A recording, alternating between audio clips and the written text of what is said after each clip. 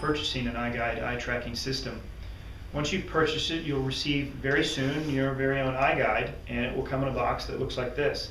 What I want to do with this video is walk you through setting up the iGuide for the first time, tell you a few things about the setup. There will be other videos to come that talk to you about calibration and obviously analyzing your results once you've tested users. So let's go through the box here, and when you open it up, you're going to see on top or in the box someplace the CD that includes the iGuide software. When you put that into your machine, whether it's Windows or Mac, it will auto-install for you. There will be a user agreement that's very standard, and that's the very first thing you want to do is install the software. On the back of this is some helpful information called Getting Started or Need More Help, and we encourage you to go through, because what I just said, that very first step, is right there in order, and there's 7 steps that will guarantee for you that you will get this set up exactly the way you need to. They cover very basic things, such as the other thing that you see in this box as you've opened it up, in addition to the software, is the wireless USB DVR, which you will take and load onto your machine after loading in the software. It's got a cap on it. You remove it and you put it into your USB slot, wherever that is. That's going to allow your camera or your hardware to communicate with the computer. The software goes first, this goes next, and this nice Getting Started will walk you through that. Getting Started will also tell you about screen resolution. You can use this with a lot of different screen resolutions, but we've determined that the best screen resolution is 1280 by 1024 or lower. What we've also determined is that if your screen is too low or too high, it can affect your accuracy when you're testing. So we give you some tips on how to deal with that and try to get it at basically a 90-degree angle. This is pretty good for me. This would work right here. What you also will see on this Getting Started is that at some point you're going to need to find for yourself, purchase at the store, 3 AAA batteries. We recommend highly that you do not use non-rechargeable, but you purchase rechargeable AAA batteries, because you can just charge them. What we know from our own testing is that these will run for about 3 or 4 hours, and then you'll need to replace out and recharge and put additional batteries in. But 3 or 4 hours will cover most testing for you. So I have my 3 AAA batteries. I've plugged in my wireless USB DVR, and now I've taken out the last most important item from the box, and that is the iGuide headset. Now, don't be alarmed if it's like this, because it's supposed to be, and this is a little bit loose. Again, that's okay, because we've designed it to have some flexibility. So the first thing you'll want to do is put this in a position where you can get it tight. Now, you're going to see a little nut there on top of the battery case, and when I'll put the batteries in a second. That nut can easily be hand tightened. So I can twist it with a hand. Now, if you feel like your hand's not strong enough or your fingers aren't strong enough, you can use a wrench and find a wrench that fits there. You don't want to tighten it too much because you don't want to break it, but if you feel like you don't have hands strong enough to do that, you could use a small wrench to tighten it. But typically you can hand tighten it.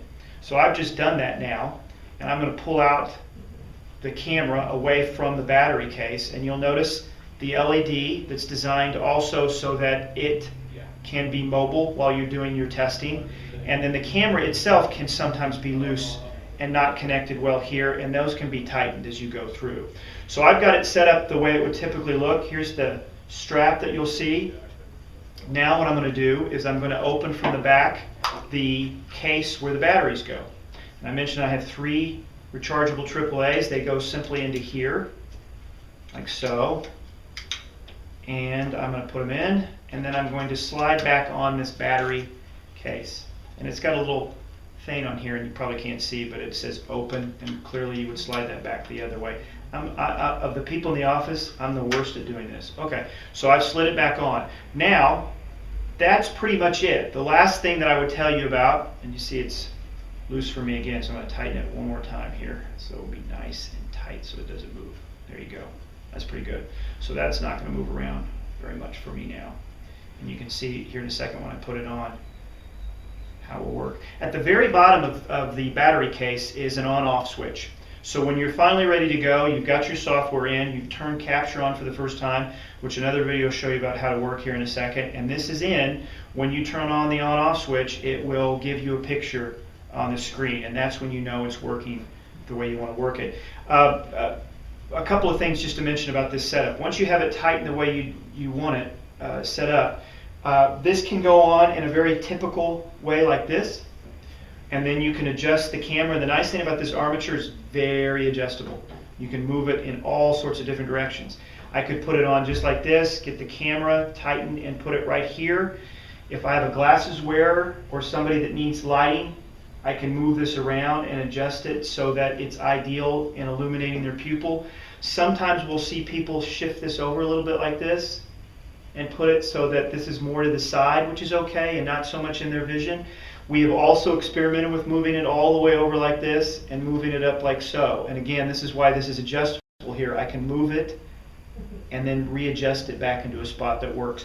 You can even conceivably turn this upside down like so and adjust it and then slide it back into a different sort of place. So there's different ways you can do it and adjust it however you want to. This will come loose as you do it. That's okay. We want it to come loose because that means we can then tighten it back in a position that's ideal for us. So that's basically the setup to this point. You'll notice the strap is adjustable. You have a couple of options there. You can put it on somebody's head and tighten it that way, or you can kind of guess. If you're working with users that are younger with smaller heads, we've tested all the way down to age 3, it might be best to go ahead and try to get some idea of what the size should be before you put it on. Then it'll be easier to adjust then. But the idea of this strap is that it's going to make it very secure once it goes on the head. So I think that covers everything that goes through the setup, the steps 1 through 7. The other videos to come are going to tell you what to do once you have it all turned on and see the picture and you can begin the calibration process.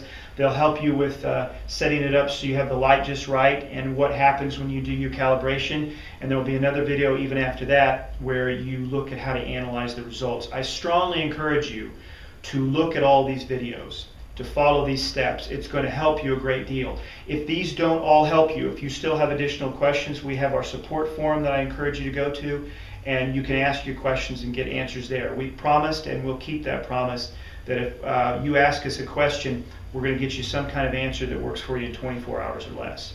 So this is the first of those videos, taking iGuide right out of the box and getting it set up.